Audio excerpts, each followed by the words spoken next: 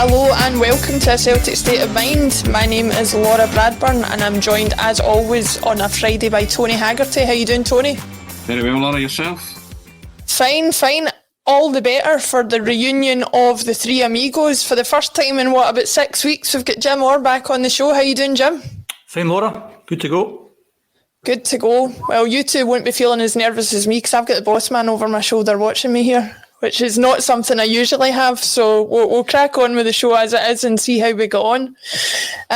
Big show today. Not enough time for our Guess the Celt feature that we normally do on a Friday. That'll come back, I'm sure, during the international breaks and some of the quieter weeks, but too much stuff going on in the present day to be talking about Adam Virgo and the like. So we'll crack on. Jim, I'll come to you first. As was the case with me last night, I managed to get a ticket away up in the Gods for the game. I know you've been back to a few, but this was the biggest capacity we've had back. How did you feel being in with as many fans as we were in with last night? What was your feelings on being back at full capacity Celtic Park? Weird. I think weird's the word you would use after such a long time. I was fortunate to get out the ballot for the Michelin game, and 9,000 there. As I said, I think last week it felt like pre-season friendly. You could hear everything that was happening. Last week, 25,000. I got a ticket off somebody who wasn't using it before somebody jumps on my back to say 2 games. And it was great. It was great because they won so well. And the big moment for me in the game was when Kyogo scored his hat-trick. Everyone round about me were all kind of fist-pumping, complete strangers, because everyone felt, whoa, we've got this new hero now. Last week felt really weird with that many at the game. Very few wearing masks, to be honest, including me.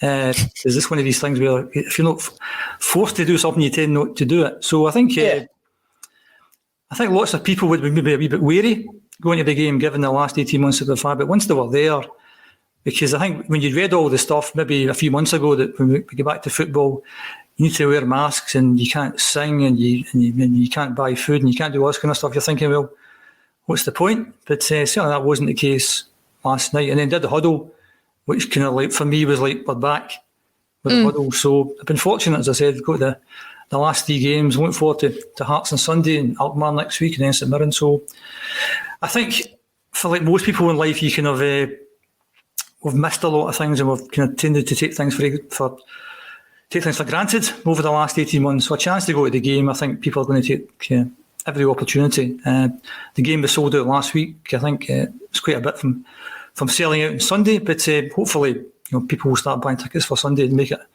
another good atmosphere from now on in, because a number of players there, your kind of David Turnbulls of this world, haven't played in front of a full Celtic Park last night. I know last night wasn't full. I'm a bit confused why they kept the South Stand completely empty. I think they should have done something with that. So I'm not too sure about that one. But it was good. To answer the question, it was good to be back, yes. Yes. Brown Warrior on YouTube, thanks for commenting. We are now live on 8 locations on YouTube, Twitter, Facebook, Twitch, wherever you can find us, make sure and tune in. But he says, football without fans is nothing, the most prophetic statement ever made in football by the mighty Mr. Steen. And Tony, before I come to you to get your thoughts on watching it from outside the stadium and the game in general, just a bit of a recap from my own position. Me and my brother went. It's actually the first time we've been at a game together for over a decade for various reasons, living in different locations and that kind of thing. And we both said something similar to what you were saying there, Jim, of the worry that was there, the anticipation, that kind of thing. But once you were back in Celtic Park, it's such a familiar place that you just felt that almost the last 18 months hadn't happened in a lot of ways. There was obviously the emotional minutes applause for those who've unfortunately not been able to make it back to see their beloved Celtic. There was the You'll Never Walk Alone, all things that just, bring a lump to your throat just talking about it now. It was fantastic to be there. A real kind of nature is healing moment, and hopefully something that remains from now on. I would hate to think that we go backwards from here, but for the moment we have to just go with things as they are. And with that, Tony, I'll come to you. Your thoughts on observing the game with the full crowd, and also just to talk a bit more about the game. The opening 20 minutes of the game was probably the strongest. What were your thoughts of the crowd being there? Did it help the performance and what the performance was like initially? I gauged it with my father's reaction yesterday. I phoned him before he went, and he was like a big kid. My dad's 72, and he was beside himself. And then I think it's just that moment, that explosion of joy for everybody to be back in their natural habitat, I think, as Jim was saying there, and it has been weird the past 18 months, but just, I think for all the Celtic supporters last night, there was just a kind of sign that there was a semblance of normality about it, and there was a weirdness to it as well, with people going who hadn't been, or going without loved ones who sadly passed away those past 18 months, and that You'll Never Walk Alone was pretty poignant for those people, and it would be important to remember them as well moving forward every year, I would think. But yeah, I mean, I think Celtic now, they've started to play a wee bit, haven't they? I think I wrote a piece saying the APR is now kicked in. It's not annual percentage rate, it's the Ange Postecoglou revolution. I'd said it, and now we're watching with added interest was the payoff line with that I said. And I think we are now. There's something afoot. Don't get too up, you don't get too down. I think Ange was very like that after the Midtjylland and Hearts defeats. He wasn't too down about it because he said there were certain things coming together, and now there are more things coming together with 3 wins on the spin. You can see that. And I think the Celtic supporters, you need to rein them in a wee bit, because the excitement levels are now up there.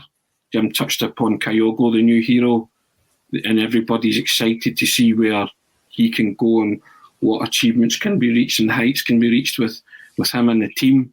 But I think you just need to curb your enthusiasm, because you are really excited about this Celtic team, certainly from middle to front. And they started last night, and there was a move where Christie almost connected with Kyogo with another cross ball, and had that gone in, it would have been a brilliant football goal. It's a great passing move, So these are things that I observe. This team will score goals playing the way Ange wants them to play. But last night it was just nice to be in control of a situation where they didn't have to bust it, go hell for leather, scored a couple of cracking goals through Turnbull, and they were always in control, and I know there was some, Joe Hart made a save, and I don't think I've heard a save celebrated like that in all my life. Foster penalty against the Rangers at Hampden, and Boric's penalty save against Manchester United from Saha, celebrated like a goal. But I think that was just a mixture of relief and joy and angst that they actually had someone between the sticks who saved the ball as it came towards them. So I'll give them that. But, I just think you're bursting now to see Celtic. And I think the fans that were there last night and the ones that will go in the future, they're just dying to see this team in full effect. The 3 in a row, they've won, and the signs are good. And you can almost speak positively about those last 3 games, and hopefully they can get some more new players in before the August transfer window shuts, and get the full revolution that Ange wants with all the players at his disposal, and see where it can take us. I think also, absolutely. Just to echo Tony's comments about trying to curb your enthusiasm, that I said last week that the first 3 competitive games, the reaction was almost hysterical, over the top. And then the week that we've had and the week the main rivals have had, you can see the reaction going the other way, over the top. And I think you have to watch that, and that's the kind of nature of the kind of fickle football fan. And I think that in any game that you lose, you look for the positives. In any games you win, you look for the negatives. And I think there's a few negatives, but if you can't have a good time when you win 6-0, then football's not for you. But I'd seen things last week, and you thought, and I said in last week's podcast, watching an Ange team, it's a bit like heart attack football when they're playing out the back, And even when we get the guys who can play that kind of football, it's still going to be heart attack football, and we're going to lose goals from that. So I think we have to get used to that. A lot of it kind of looks a wee bit off the cuff to me. And when it works out okay, you think that was good. But like the Joe Hart one they had last night, you're thinking, what are you doing? a clown. So there's going to be incidents like that. I think the reason I'm not getting too wound up about this is I thought that team we played last night were a pretty average team. I thought Dundee are a pretty average team. Yeah. We've got 2 games against a very good Alkmaar team and a trip to Ibrox. I think after that game, I think we can assess a bit better as to where we are. So I wouldn't get too excited. Not trying to be like a Victor Meldrew here, but I think let's wait to the end of August and let's see when we are there. But there's encouraging signs, and I think the board have to back their manager, because I think the other encouraging thing that we've seen, that, and I've said this in the podcast in the past, if you're going to win a league, 2 things have to happen. You have to put as many points on the board as you can. Yeah. I hope your rivals can't match that. And what we saw last week at Tandy, in fact, last week on the podcast, I said things can turn pretty quickly in football. The main rivals could lose at Tandy, could drop points at Tandy, and we could win 5-0. And that would turn everything. And that's kind of, okay, we won 6-0. And they drop points. Because that was, I think, the big thing that fans looked at to think, hold on, that bubble's been burst. They're no longer invincible in the league.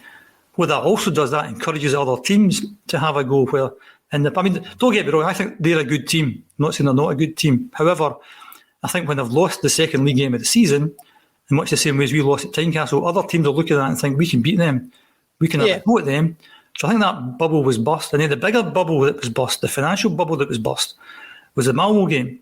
Because this time last week, I think the majority of the Celtic fans were looking at the doomsday scenario. They're going to bank 40 million quid in the Champions League. They're going to win the league this year, bank another 40 million. So all of a sudden they're 80 million pound ahead. And we're in major trouble. And within a week, they've blown 40 million. Because at half time on Tuesday night, playing against 10 men at home, score a goal and you're through, they blew 40 million pound. And then after the way we played, we're thinking, you know what? We could maybe win this league. And if we win the league, we get the 40 million pounds. So you're looking at a potentially seismic change from them pocketing 80 and us getting nothing, to them getting nothing, us getting 40. So that would make a huge... So I think that's another major reason why Celtic fans are a bit more upbeat and a bit more excited. But all I would say, just echo Tony's comments, curb your enthusiasm. And if you want to curb your enthusiasm, it's pretty good. So I get that in. Very decent. Just to bring up Steps to Pets, I think that's how you say it. He or she has commented on Twitch, which you can of course do now, and says, oh, hang on, the computer's playing about. Thought the team were outstanding to a man last night. Highlights from my seat was minute 67, which everybody knows about, in the celebration after Hart's second save, which backs up what we've been saying about, the crowd being back in there and backing the players. That, Tony, as you said, the celebration after Hart's saves was almost as if we'd scored the goal. The only other goalkeeping example I can think of, apart from the ones you mentioned, was when Boric saved the penalty against Spartak Moscow in the penalty shootout to put us through to the Champions League. That was another one that I was there that night, and it was absolutely rocking. But yeah, some great points raised there. I think for me, and Tony, I'll come to you on this one. Sitting with my brother last night looking at the match, and we were talking about Callum McGregor and how he was playing in what some people would suggest is a slightly deeper role than they would like to see him in. But what it gave us, and what it markedly contrasted between, was the way he plays football to the way Scott Brown played football. I think having Calmac in that deeper role gives us a really good pivot point, a guy who can control the ball, a guy who can pass the ball very easily and start moves off. And for everything that Scott Brown brought to the team, I think Callum McGregor in that deeper role is a lot better suited to the system. Were you impressed with him last night from what you saw? I've been impressed by Calmac since the season started, really. I don't think anybody could have a negative to say about Calmac. The boy's a footballer, but you know what's even better about, see when you're a footballer and you can see the picture in front of you, that's even better. He's actually in a position now where he can see football in pictures, he can see it in moves, and he can also, I wrote this in the book, and Jim will tell you that there's certain players can function like snooker players. They're 2 or 3 shots or moves ahead. And I think I said that Cruyff was one of those people who just saw football in pictures, right? Because of the way he played and the way he thought about football. Now, I'm not comparing Cal Mack to Cruyff, but I'm talking about if you're in a kind of similar role, it's all in front of you. So when you're as good a footballer as he is, then you can operate and do those things that you said. You know, he can play the pass, he can start moves, because he's seen it. He's got tremendous vision. It's one thing he always has. And he's got a good engine, getting backwards and forwards. And also, when he's 20 yards from goal, he's got a good shot. So this will bring the best out in Cal McGregor, I think, the way Ange wants him to play. And you trust him implicitly in there, because he's beside other good footballers, i.e. like Turnbull, who showed his class again last night with 2 cracking goals, 2 cracking finishes, right? You know, couldn't believe after a couple of bad days at the office, people were saying, sell him. I mean, seriously. Another baller, right? He's another baller. And then you ought to talk about a good piece of management. Now, football management's all about man managing players. It's in the job description, management. This guy, Ange, is now getting a tune out of Tom Rodgick. He was heading for the exit door, right? Now, if anyone's going to get a tune out of Tom Rodgick, it would have been Ange. And he has, so far. Tom Rodgick's a talented footballer. But you know my thoughts on him. The DVD with his goals, but not the DVD with his greatest games. He's actually starting now to marry goals with performances, which is all the Celtic supporters have ever wanted from him. He's elevated himself to some kind of higher status with the goals that he scored on important stages. But he's now starting to take games by the scruff of the neck. And all because you've got the safety net of Callum McGregor playing where he is, seeing where he is, Turnbull as well, another footballer, and Rodgick, a sublimely gifted footballer when he wants to be. So from middle to front, we're looking quite good. But again, I get back to it. That's brilliant. I have to say, it's brilliant management from Ange, putting Callum in there and playing him alongside 2 other extremely gifted footballers, and then getting a tune out of a footballer who you thought was heading for the exit door. He's only 28. Yeah, I was shocked. I heard that last night, and I thought I would have sworn he was a couple of years older than that. Yeah, so you think he's been around forever, but he's not. So if this is his peak years, and Ange can keep saying to him and getting that kind of level of performance out of him, then you've kind of won a watch. He's got a kind of new player, because he is a new player, because we've not seen that Tom Rodgick before. We've seen fleeting moments where he's scored some cracking goals and important goals, but he's never married the two together with the goals and performances. And I'm really excited about that. But Jim, getting back to your original point, I can't find a fault in Callum McGregor. I really can't. And he stepped into that captain's role, which a lot of people say he maybe not suited for, and he has grabbed that by the scruff of the neck. And I think that the midfield in particular are functioning very, very well for Celtic moving forward. I also the word I would use about playing Callum McGregor is inspired. I think that's an inspired move by Ange. Yeah. Because we're all talking about, Sorrow, is Sorrow good enough to play in there? Will James McCarthy play in there? Callum McGregor is the anchor of that midfield now. He's a bit like a quarterback. Everything's going to go through him. You know, and the contrast between Callum McGregor now and Callum McGregor last January, February was interviewed and he says, I have no idea what we're doing here. You know, it's remarkable. I think I read somewhere he had something like 130 touches in the game against Dundee last week. I don't know if that's true or not, but if he did, that's astonishing. So he's keeping people playing. He's making Turnbull a better player. He's making Rodgick a better player. The way Ange plays football, it's all about passing and moving, and he's a perfect example of somebody who can pass and move and just keep the game going. And the difference between playing him there and Sorrow there or Scott Brown there is just unbelievably different. And he's the key guy. And my concern would be that if he doesn't play, and someone else, we don't have anyone as good as that. I still see James McCarthy and what he's like. But I thought he was inspired last night. In terms of last night's game, I thought that was the best midfield performance that I'd seen in a long, long time. Yeah, the 3 of them. Rodgick was unbelievable last night. Gets the ball, 2 or 3 guys around him, a couple of touches, he's past them, and he's playing the pass. And I think Turnbull, on a bigger surface and a better surface when he's got time to play, is a far better player. I think when he's playing up at Ross County or the Tony Macaroni, whatever, I think that's a different thing altogether. But at Celtic Park, with the space that he's got, you know, very, very good player. And again, that just sums up the hysteria. People are saying sell him after a couple of bad games. He wasn't playing particularly well. His form had dipped a little bit, and we said this on the podcast. You know, maybe you should leave him out for a game or two. But he's kind of shown that anyone who thought that, he's a good player. And his second goal was stunning last night. Simple football. Knock it in, look up, bang, goal. It's not that complicated at times, football. Yeah. Well, we'll come back to David Turnbull in a minute, but Jim, I did want to get your thoughts on the point Tony raised about Callum McGregor's captaincy. Now, we've talked about how he might offer more in terms of his footballing ability than Scott Brown does in the system, but one thing Scott Brown definitely brought to the team was leadership and a lot of the attitude that you would want from a player other than just his technical ability.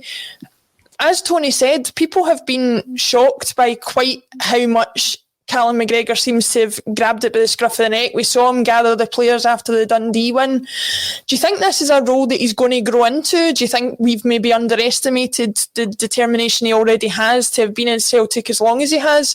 Are you surprised by how well he seems to have adapted to the role? Not surprised, no. I think he's an intelligent, articulate young man. He's played a ridiculous amount of football. He's an experienced guy now. He's the go-to guy, and I think he's loving it. I think he's thriving on it. When it comes to Celtic, I think if you don't want to look too far ahead, but if he keeps playing the way he's playing just now, he'll be a shoo-in for the Player of the Year. Shoo-in for the Player of the Year. Whether we win the league or not, I think that level of performance, where you're getting that many touches of the ball, and you're dictating so much of the game, I think if he can keep free of injury, I think he's going to have an astonishing season. And he's the main guy. And you've heard the new guys who've came in have talked about him as well. Like Carl McGregor spoke to him. He's an intelligent, articulate young man. There's no reason why he couldn't go on to be a very, very good Celtic captain. And I think when you go, so there's a bit of an echo there. Yeah, no, on you go, Jim. No, I just think any misgivings that we had, I think certainly from the first few games, I think maybe we were wrong to have those misgivings. I think he's been very impressive, and long may it continue. Yeah, absolutely. Tony, we'll go back to David Turnbull, as we were talking about before. You talked a bit about, I don't need to tell anybody on this stream how wide the smile was in my face when the 2 goals went in. I've waited a long time to see him play in the flesh. I'm even more in admiration of the footballer that he is. I think that actually the system that Ange is playing has brought out the best in Tom Rogic, but it's also bringing out the best in David Turnbull, because I think David Turnbull was playing almost in a 10 position before. I don't think he is a number 10. I think Rogic is playing more in the number 10 position and is better for that lack of responsibility. I think Turnbull's got the passing and the vision to play that bit deeper and play those passes forward. If he can do that, as you said, and chip in with a couple of goals, we've really got a player on our hands that's streets ahead of the one we already thought we had last season.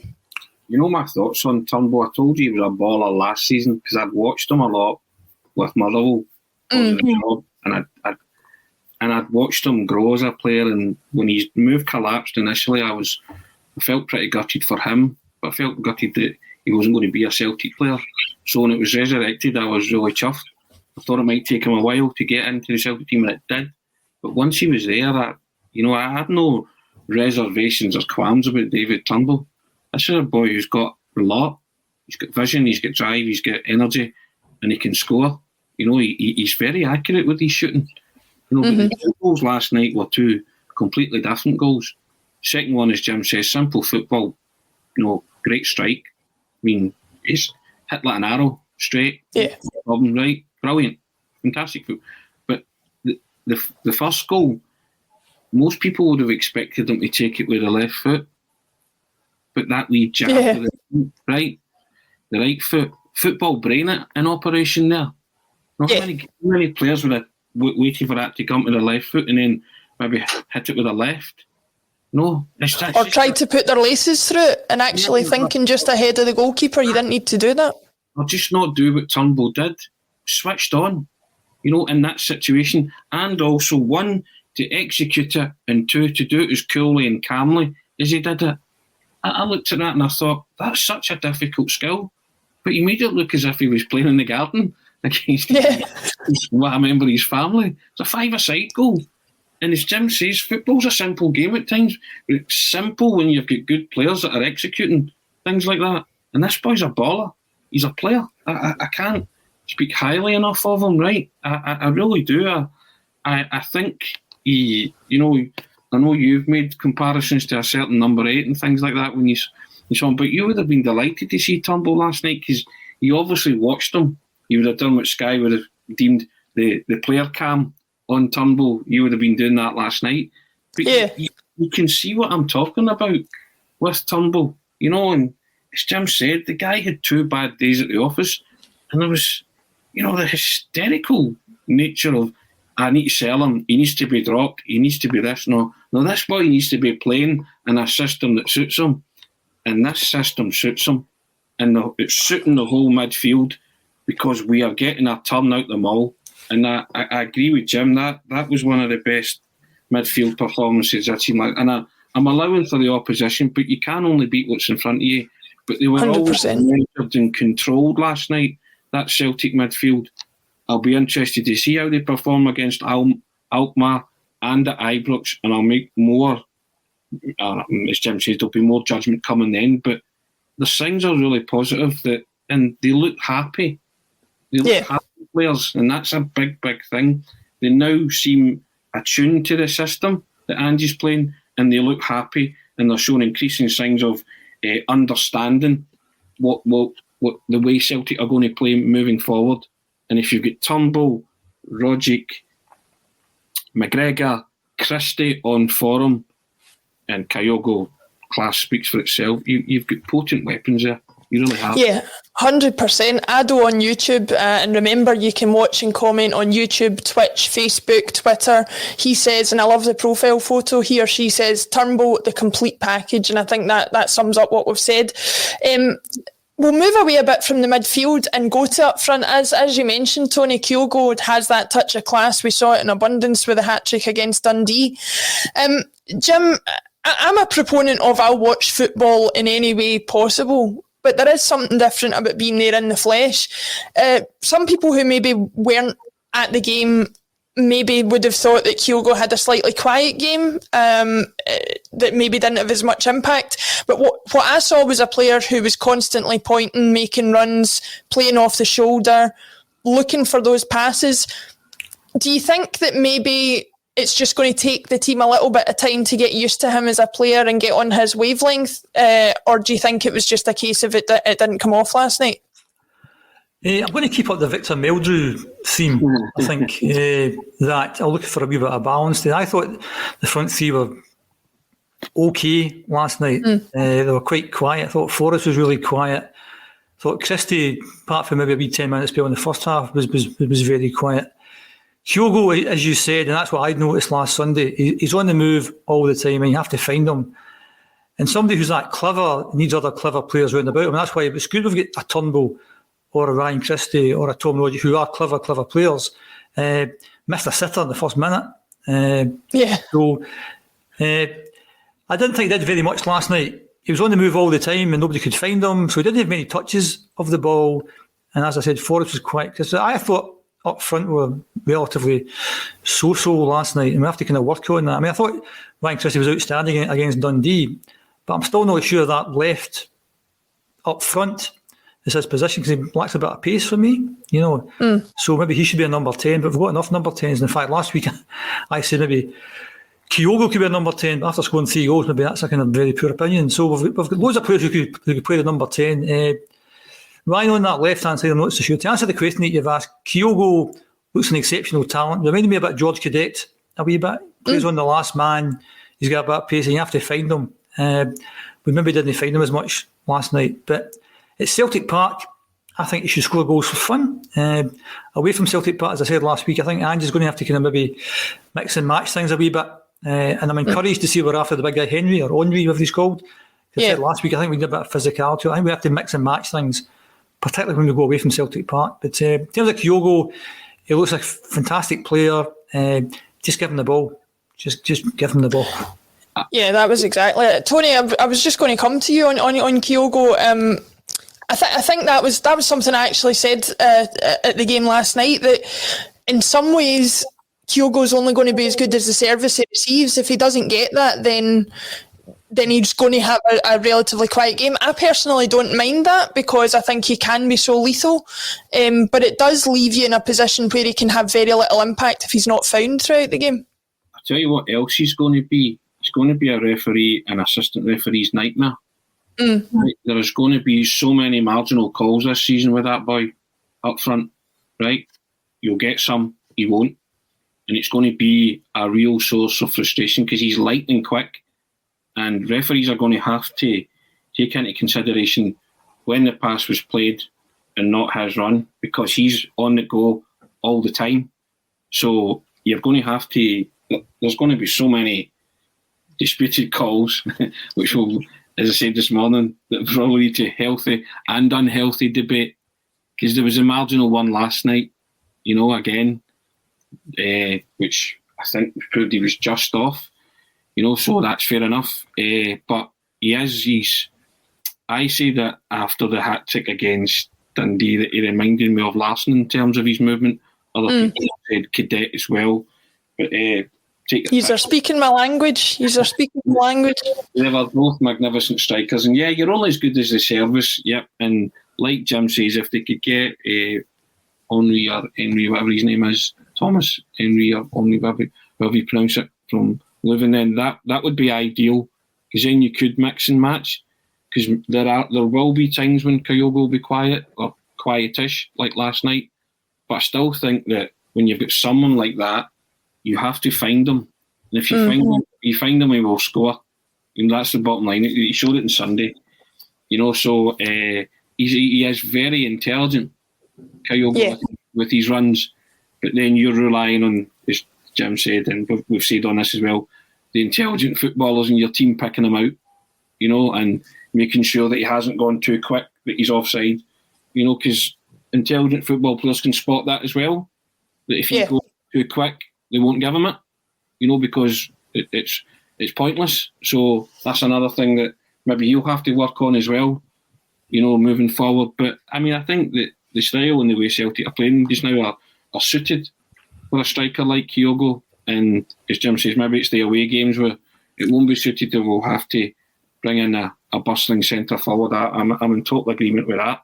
But any striker will tell you they have to be found. That's the bottom line, and that can mask the fact that they may be being quiet, but you're still doing a lot of things off the ball, and trying to influence the game, which is different from not doing anything, the way Edouard has maybe played in the past few months, that Celtic supporters get really annoyed at. Well, Kenny67 on YouTube, and thanks for commenting, as everybody can do, says Kyogo wasn't found with the passes last night that his movement deserved. The wee man's going to score a ton of goals in the hoops, which I think goes along with what we're saying. I think he was as enthusiastic and as hard working as he'd been against Dundee, but you're not going to score a hat-trick every game, and that's just the way that it goes. Tony, I'm going to just pick up on something Jim said before I come back to Jim a bit later, but he said about Ryan Christie that maybe left-hand side isn't his position, and that he obviously didn't have as good a game as he did against Dundee. Now, I get some amount of flack on the post-match coverage after Dundee for sort of saying pump the brakes a wee bit on the Ryan Christie loving, just because I think there is a consistency issue there. I'm not sure that last night was necessarily a lack of effort on his part, but it did prove that, the impact is somewhat up and down. What did you make of his performance, and do you think it was more down to just the same as Kyogo, it didn't come off for him? I think the latter there, it just didn't come off for Ryan Christie last night, but it came off on Sunday against Dundee. We described his pass for Kyogo's hat-trick goals world class, and it was a world class pass. There's very few footballers that are that intelligent and can execute that, And I always say it's always about application and attitude and desire with players. You know what I mean? And I think there's been a desire there with Christie to improve under Ange Postecoglou and give him a shift. But whatever stool you fall on in this one, I just think it's worth a conversation to see what he stops at moving forward. And if he wants to stay, then ask the question, as you always say. Of course, you've got to ask the question, and if he wants to stay, then he should stay. They should compromise and find a deal and make him stay, because he seems to be happy. And last night was again one of those ones where he maybe wasn't the main man, as Jim said, but that that's one game, isn't it? And maybe in his head, you know, and maybe in a few other heads, was the tie was done. You know, they didn't have to exert themselves. They were in control of that game because the opposition weren't that great. So you say to yourself, right, you know, we're control here. You know, we're 1 up, 2 up, whatever. You know, and then you say, right, that's it. Game's done and dusted. Just game management after that. And I think a few of them might have been going through that process last night. Don't do anything stupid. Don't get hurt. And Kyogo ended up getting hurt, didn't he?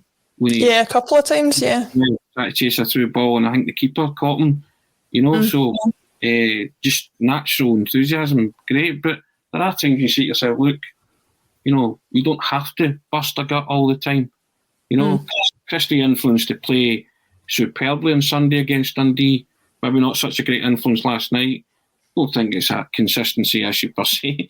Just some games you're in it a lot more than others, you know. And so, but if you're asking me should he stay, then my answer would be yeah. I think if you take him out, then you're taking a big functioning part of the team out.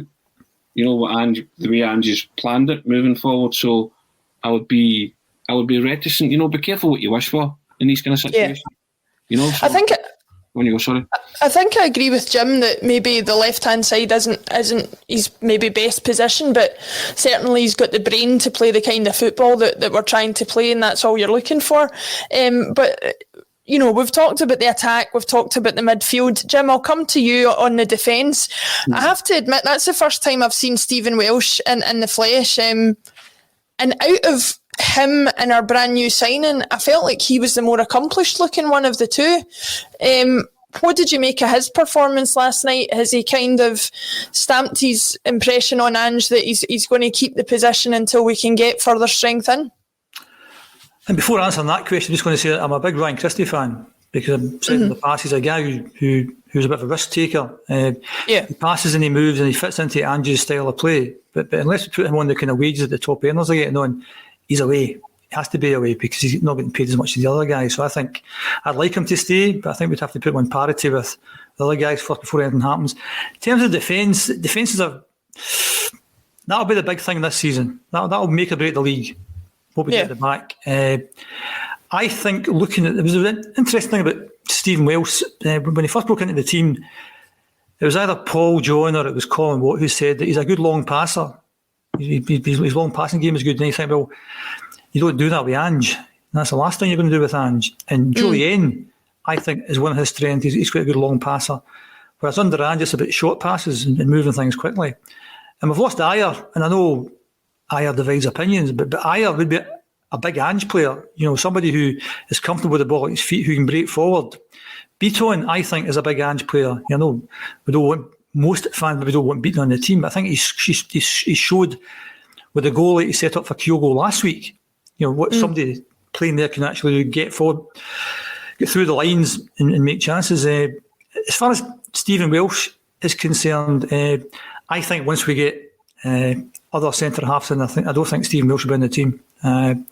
Starfelt for me is a kind of strange one because what I'd said a few weeks ago, I'm looking for battle hardened guys in the team, and he certainly qualifies as that. But he's maybe not an Ange type of player. He looks like kind of awkward kind of guy. Reminds me a bit of Mowbray in terms of how he kind of stands and his shoulders, that sort of stuff, you know. So he's a no-nonsense centre half, and maybe I'm not so sure that's a kind of Ange player, but obviously Ange's bottom. So in terms of last night, as I said before, if you're going to play for an Ange team, you have to pass and you have to move. And you have to be good at that. You have to be, every pass has to be 100% accurate, because if not, you're going to put yourself in trouble. Stephen Welsh looks okay. Starfelt looked a bit uncomfortable in doing that a few times. And I think the back two and the goalkeeper and the fullbacks, I suppose, the whole defence is going to be key this year. And I think although they've done individually, they've all done really well, particularly Ralston. Is Ralston the best fullback we can get? No, he's not. Is Taylor the best we can get? No, we're not. We can afford to go out and spend money to get better players than them, albeit they've done really, really well. And I think Welsh falls into the same category. I think Starfelt's going to stay there, Joe Hart's going to stay there.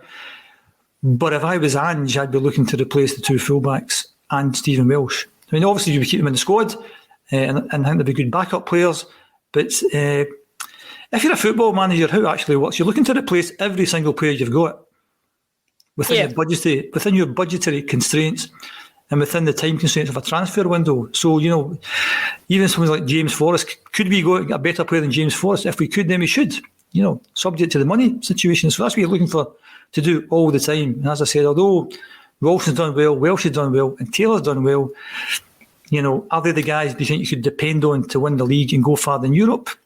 I'm not so sure. So I'd be looking to replace them. I think Welsh has done remarkably well since he came into the team. He looks quite calm.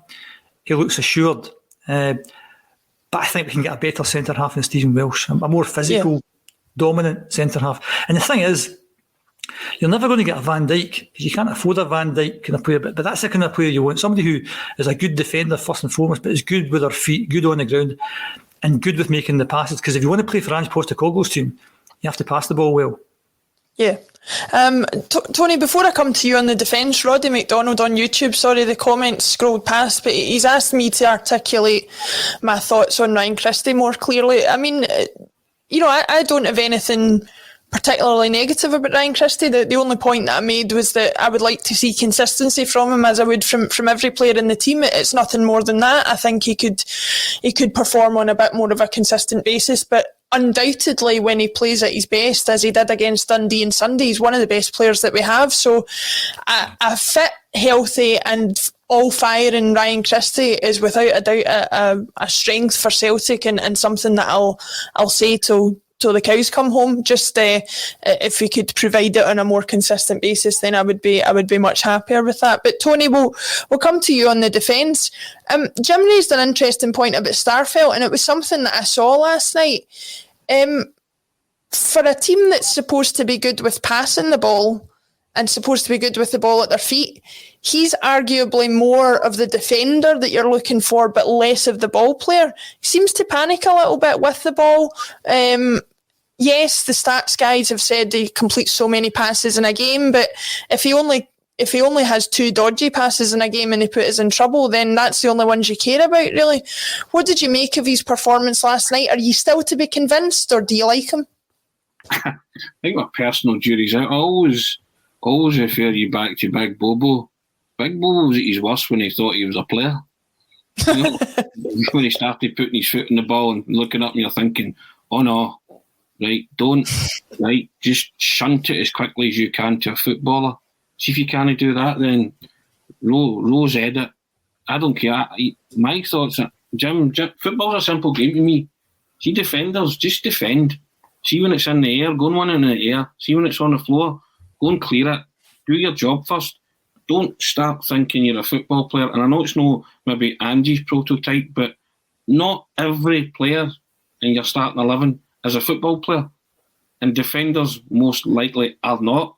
I know you can maybe go and try and find these guys, but if Starfelt's trying to pass the ball twice and put you in positions, where there's danger, I don't want him to pass the ball then. I'd rather he shelled it or whatever. Just don't put your club in any trouble, or your team in any trouble, your teammates. If you can find a player, give it to McGregor, give it to the nearest footballer. They'll do the rest, but don't ask them to do something that's alien to their nature. Just ask them to do the basic. Master the basics first, just defend. And Starfelt worries me a wee bit because I don't think he's particularly great in the air either. Mm-hmm. We actually talked about that, and I'm a bigger fan of Welsh than I think Jim is, but it was something I noticed last night that neither of the pair of them are particularly dominant in the air, like you say. Which is no great, is it? So I'm in agreement with Jim. You are still on the cusp of maybe needing certainly one centre back, possibly 2. Because you don't know when Julian's coming back, and this run in the present. I always talk about the here and now. This could be crucial in terms of amassing points. Jim's a big points amasser guy, right? You know what I mean? So, but if your defence is going to cost you points, you need to do something about it. Especially your central defence. So, and you can't just say, well, Julian comes back and pair him with Starfelt or Welsh. I think Jim's a wee bit harsh on Welsh. I think there's a wee bit more of a footballer there, but I accept his opinion, and he's articulated that, and he's given you the reasons why. but I'm still not convinced that Starfelt or Welsh are your immediate starters moving forward. Starfelt's still got a lot to do to convince me. It's all right, as Jim says, being battle-hardened, but you also need to be good in your position. It's all right, you've played a lot of games and you're experienced. What are you experienced in? Can you head it away? Can you clear it? Can you pick up a man? Can you, so there's there's more than a few ragged edges in Starfelt's game. Yeah. And I actually think that's affecting Welsh, because Welsh was actually playing okay. He's had a run of games where he was looking consistent and looking the part. And now I think he's worried about his partner and maybe overcompensating instead of doing simple things. But I could be wrong in that, but that's just my opinion. But and I worry about that. And as much as I'll praise Ralston to the hilt because he's overperformed the past games, you still need another right back, and then Greg Taylor, you still need another left back. So I'm in agreement with Jim. If we can afford that, we need 4 defenders. We really do. And if we're not looking, we should be. So and again, my personal jury's out on the whole defence. But we seem to be, I think, from middle to front, we're relying on that to carry us through games. And so far, as we were warned, I think about Ange. Yeah, of course, yeah. And so far, the quality that we've played in the games, the last 3 games, hasn't been great. So we've dealt with it efficiently. But we go to Ibrox in a couple of weeks. You know what I mean? That will be, and then we play Alkmaar in between times. That will be your sternest test so far, and your defence will you will answer a lot of questions, or it will give you a lot of headaches. Your defence moving forward. But we'll have to get used to this. Sorry, Laura. On you go, Jim. On you go. No, I think we have to get used to this heart attack football, and hopefully there's less heart attacks in each game we play. Because there was an incident last night where we played the ball around the back, and their players were starting to push forward, and you're thinking this is a disaster. And then somebody put the ball to Callum McGregor, and we took 3 of their players out of the game. So when it works, it's really good to watch, but it's such high risk stuff that if you lose 1 goal, it could be a disaster losing that 1 goal. And I can imagine going to Ibrox with 50,000 fans on top of them, playing that kind of stuff at the back. There's a couple of times last night, Joe Hart just, split second, almost get caught, and then did get caught. So I think it's going to take a lot of getting used to as fans watching that. And as I said, I was talking about the Michelin game the first week where Barker was the edge of his box and Beaton's playing the ball, and nobody was in goals. And you're thinking, just as you said earlier, hit up the park, just get rid of it. Yeah. But that's not Ange's ball. Ange's ball doesn't hit the ball up the park. It's give it to me as player and try and keep moving the ball about. And eventually, if you keep moving the ball about, you'll find the space. And once you find the space, then it's about who's moving, and then it's about passing. So passing and moving in space is all about Ange, basically. It's not about hitting 50 yards passes or clearing your lines or putting the ball in the stand. It's about being patient. And I think as a fan base, I think we're going to have to get used to that and try and buy into that. And I think it's quite difficult at the start because all you're doing is just kick the bloody thing up the park. I'm not advocating that, Jim, but I'm advocating that if my defence is going to put the team in trouble because they can't execute Ange ball. That's the bottom line, I think we've just heard the death by 1,000 cuts this season. It's heart attack football, isn't it? You said that. I didn't. I didn't say that. You said it. No, you said it. Well, as Joe Dino said on Twitch, it was just up on the screen a wee minute ago, he understands what Jim's saying, and I think what we're all saying about Starfelt and probably some of the other players as well is they're going to take a while to get used to this system, but if they can get it to work, it will work. We've talked about Joe Hart's in fact, before I go on to Joe Hart, Brian in the post-match coverage said a funny phrase that I thought summed it up quite well. We're going to take quite a few black eyes this season. Now, whether that's in the case of strange results or conceding silly goals, you can definitely see it coming. And we just have to, I think personally, we just have to deal with that in order to get the system going as we were. We've talked about Joe Hart putting us in trouble a couple of times, but Jim, you were at the stadium last night. The roar when he made those 2 saves was unreal. It was as if we had scored a goal. Is it not great that, he might have some work to do with his footwork, but we've definitely got a shot stopper on our hands? I think there were 2 pretty straightforward saves. It wasn't as if he leaped in the top left-hand corner and put it around the post. Come on, he's Gordon Banks, that's what I'm saying. I mean, without going all Victor Meldrew again, I could have saved them, so maybe I couldn't have, but I kind of... He did what he had to do. It wasn't anything special. I think it was a wee bit of tongue-in-cheek with the reaction to the fans. Oh, we've got a goalkeeper who can save. Great. Yeah. I don't think they were particularly difficult saves to make. I think, what I'm looking forward to, and I know I'm coming across all Victor Meldrew today, is that we've won the last 3 games against fairly modest opposition. If we go out and beat Alkmaar 3 or 4-0 on Thursday night, I'll have a different view of things. So as I've said, let's wait to the end of the month. Joe Hart is an experienced goalkeeper. He should be a good buy, but we said the same thing about Duffy last year. So let's just wait. Let's not be too excited. He made 2 saves that any goalkeeper you'd expect to make. So let's not get too excited about that. Let's wait to the end of the month, and hopefully he pulls off a world-class save at Ibrox, and Kyogo scores a winner in the last minute with an overhead kick. Yeah, money on. Then we can say we're back. Let's just kind of be a wee bit curb our enthusiasm again, just to quote Mr. Haggerty there.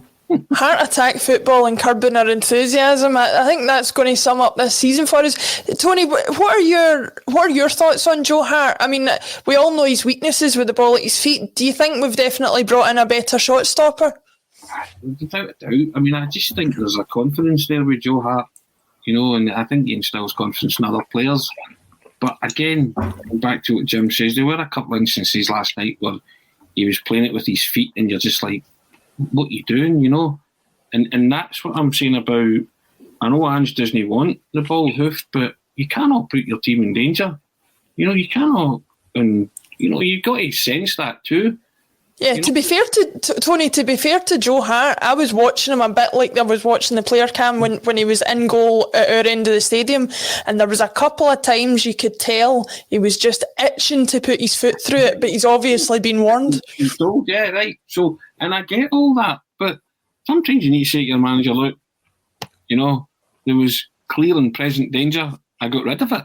You know what I mean? Yeah. And see, if you're a defender for me and there's clear and present danger, you get rid of it.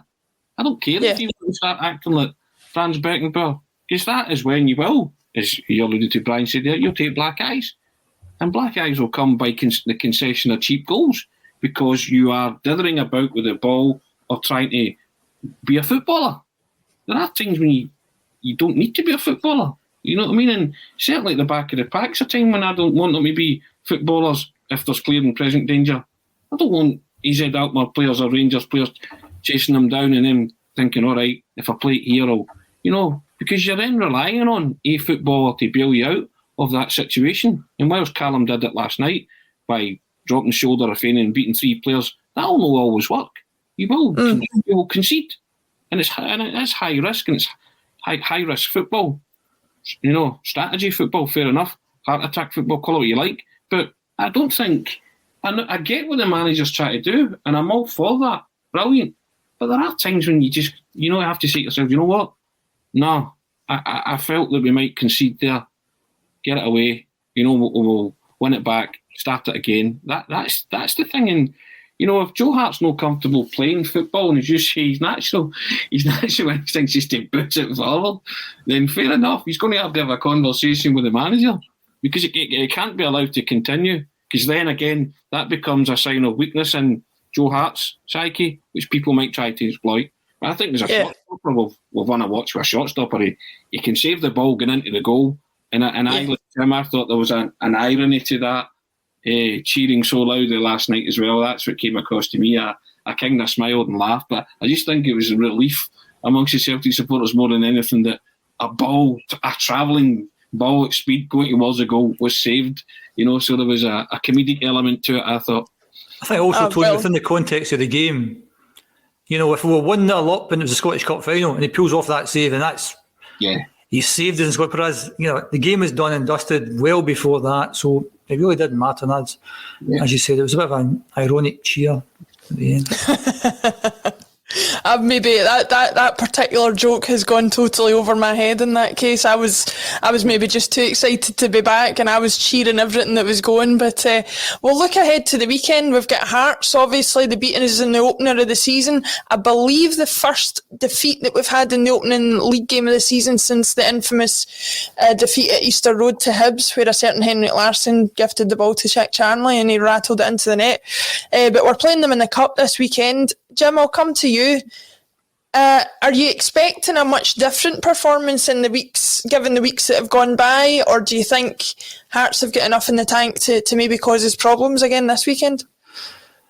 I expect us to completely dominate as we did at Tynecastle, put in a bigger and a better surface, play with more confidence, more belief, big crowd at our back. 3-0. Simple as that. Tony, I was listening to BBC Scotland last night on the way home, and Craig Levine was on, and he was saying that he did think Hearts would struggle with the bigger pitch, as Jim's just alluded to. Surely that's going to allow us to play the expansive football that we want to play. As Jim says, we've got the crowd on our side. It's going to be a different game, is it not? Has to be a different game. Bottom line. Because if it reverts to the same kind of game at Tynecastle, Celtic lost that game. And the great thing about that is you only need to look at that. I can see to yourself at any given time, you will take a smack in the puss, right? Kicking, whatever. So you've got that to look back on to say, right, make sure that doesn't happen again. This is how we go about it. Because Celtic were beaten by a well-drilled, well-organised and well-disciplined side in the opening day of the season. That's all. They weren't flashy, they weren't skillful, they never really came out their shell. They played for set pieces and stuff like that, and they got them. And they exploited the weakness in Starfelt, having just been propelled into the team. So they got everything that could have happened, did happen for Hearts in a good way. Celtic might have dominated possession of the ball. I dispute the fact that they played well because they never created many chances. Took a worldie for Ralston to get them back into the game, as we've spoken about. But I expect, like Jim, I expect Celtic to be as dominant in possession again. I don't expect them not to create.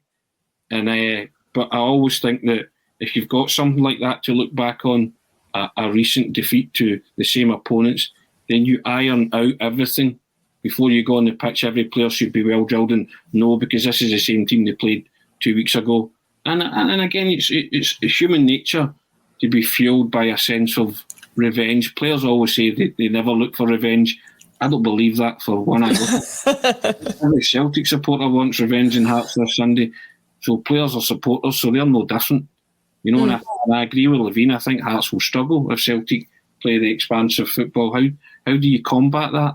When it goes well, it's exciting to watch. So when it doesn't go well, then you have to. But I don't see Hearts having much in their armoury to combat that. Yeah. I think Newcastle suits them. That tight kind of ground and that intimidating atmosphere, and let's be honest, Hearts played as well as they could against Celtic in the opening day of the season, but it wasn't great, was it? But they still managed to beat them. Their own fans booed them. Was that? Yeah. So I get back to the fact that they weren't. There was no flair, So, but I think that's what Ange is saying, and my message to you about the curbing of your enthusiasm. Nothing's been won and nothing's been achieved, and that's how easy it is to, be knocked off any kind of pedestal that you might put the team on. It happened in the opening day of the season when everybody thought Celtic would go to Tynecastle and win. They didn't. So you have to be mindful of that in every game. And I think also, Tony, it came in the back of the European defeat as well. Yeah. So confidence was pretty low. Yeah. we've put some good games together. We've scored a lot of goals. We look quite clinical up front. We've got a fantastic midfield player. It's at Celtic Park, big crowd again. If we don't win by 3 goals, I'd be very surprised. I agree with everything you've just said, but it's what is it? It's no saying it, it's doing it. That's what someone Okay. Talk. Well, That's it, you know. hopefully in that case we do it and we don't just say it. But thank you, Jim. Thank you, Tony, for another great Friday. It was good to have the original Friday Club, the original Three Amigos back. I hope everybody agrees with that. We'll see what happens with Hearts this weekend. Of course, Axon will have match coverage in some form, as always. And thanks again to our sponsors, the Celtic Way, for sponsoring the podcast. Tony, you put content on there. There's plenty of other writers. It's Celtic focused content. I believe it's £1 for 6 months, and then is it £3 thereafter? £3 thereafter, yeah. £1 for the first 6 months, £3 thereafter. And if you subscribe, there's a lot of cracking stuff on there, a lot of tactical analysis as well.